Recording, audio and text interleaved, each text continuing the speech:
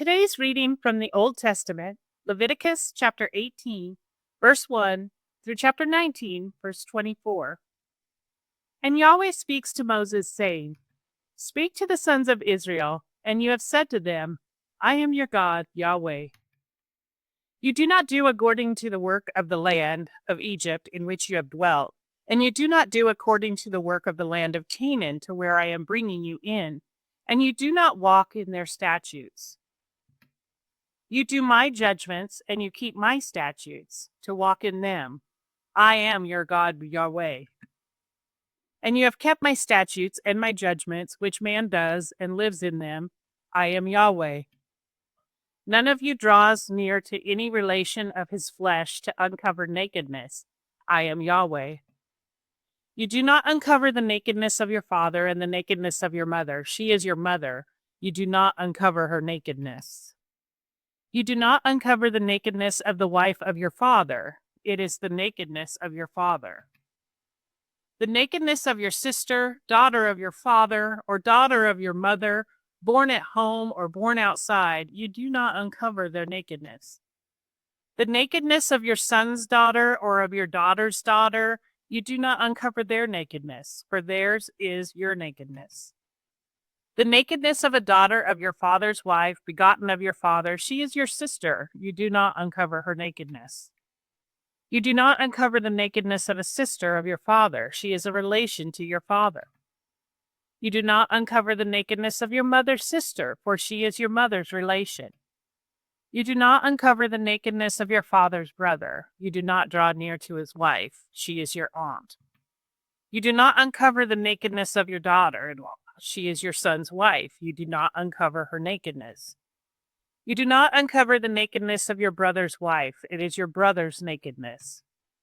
You do not uncover the nakedness of a woman and her daughter, nor do you take her son's daughter and her daughter's daughter to uncover her nakedness. They are her relations. It is wickedness. And you do not take a woman in addition to her sister to be an adversary, to uncover her nakedness beside her in her life. And you do not draw near to a woman in the separation of her uncleanness to uncover her nakedness. And you do not give your seed from intercourse to the wife of your fellow to become unclean with her. And you do not give from your seed to pass over to the Molech, nor do you defile the name of your God. I am Yahweh. And you do not lie with a male as one lies with a woman. It is an abomination. And you do not commit your intercourse with any beast to become unclean with it. And a woman does not stand before a beast to mate with it. It is perversion. Do not defile yourselves with all of these, for with all these the nations have been defiled, which I am sending away from before you. And the land is defiled, and I charge its iniquity on it, and the land vomits out its inhabitants. And you have kept my statutes and my judgments, and do not do any of all these abominations, the native and the sojourner who is sojourning in your midst. For the men of the land who are before you have done all these abominations, and the land is defiled, and the land does not vomit you out in your defiling it, as it has vomited out the nation which is before you. For anyone who does any of all these abominations, even the persons who are doing so, have been cut off from the midst of their people. And you have kept my charge, so as not to do any of the abominable statutes which have been done before you, and you do not defile yourselves with them. I am your God, Yahweh. And Yahweh speaks to Moses, saying, Speak to all the congregation of the sons of Israel, and you have said to them, You are holy, because I, your God, Yahweh, am holy. You each fear his mother and his father, and you keep my Sabbaths. I am your God, Yahweh. You do not turn to the idols, and you do not make a molten god for yourselves. I am your God, Yahweh. And when you sacrifice a sacrifice of peace offerings to Yahweh, you sacrifice it at your pleasure. It is eaten in the day of your sacrificing it, and on the next day, and that which is left up to the third day is burned with fire.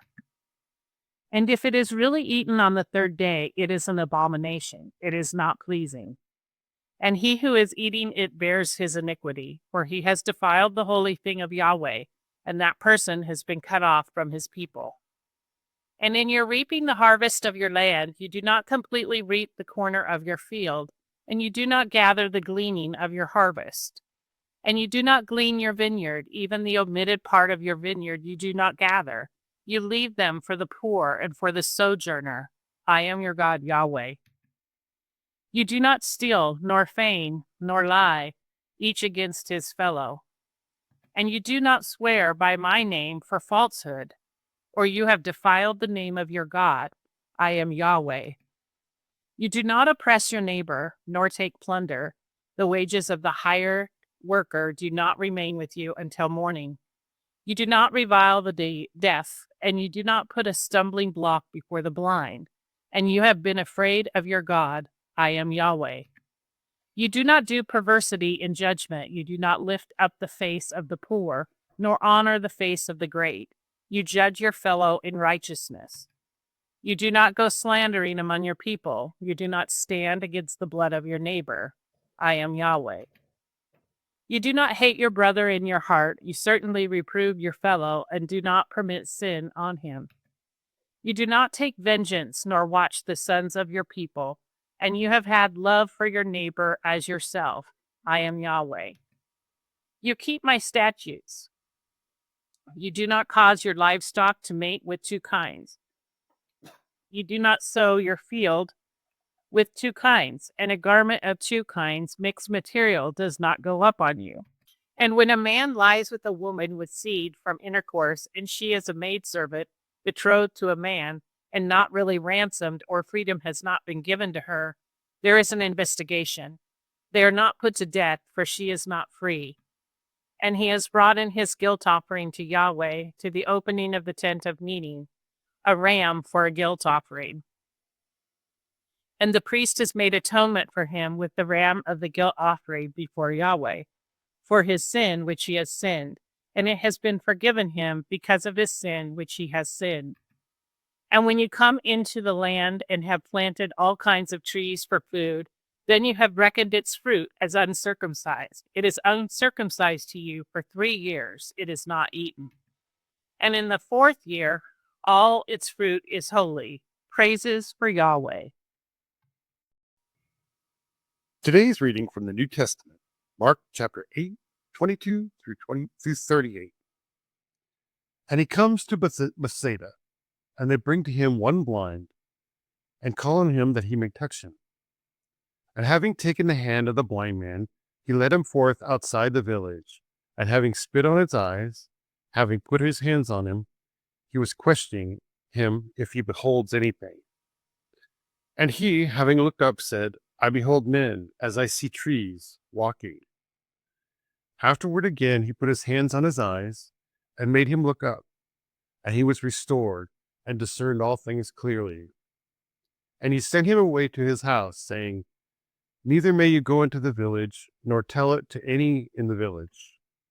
And Jesus went forth, and his disciples, into the villages of Caesarea Philippi. And in the way he was questioning his disciples, saying to them, Who do men say I am? And they answered, John the Immerser, and others Elijah, but others one of the prophets. And he says to them, And you, who do you say I am? And Peter answering says to him, You are the Christ. And he strictly charged them that they may tell no one about it.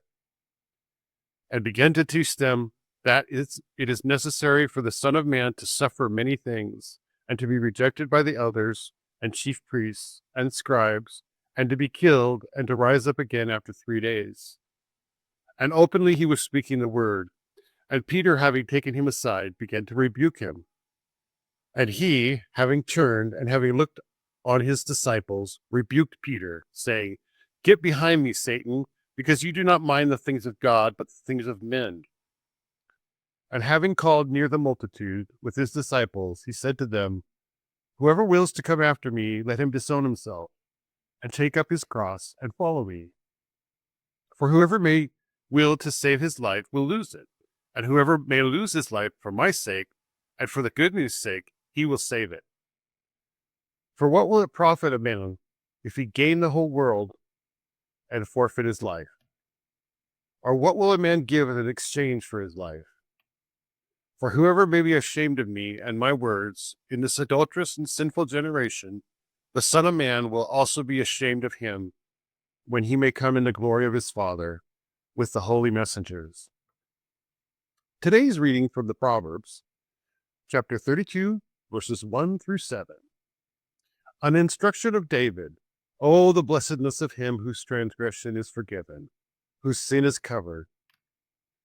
Oh, the blessedness of a man to whom Yahweh does not impute iniquity, and in whose spirit there is no deceit. When I have kept silence, my bones have become old, through my roaring all the day. When by day and by night your hand is heavy on me, my moisture has been changed into the droughts of summer. Selah. I caused you to know my sin, and I have not covered my iniquity. I have said, I confess to Yahweh concerning my transgressions, and you have taken away the iniquity of my sin. Selah.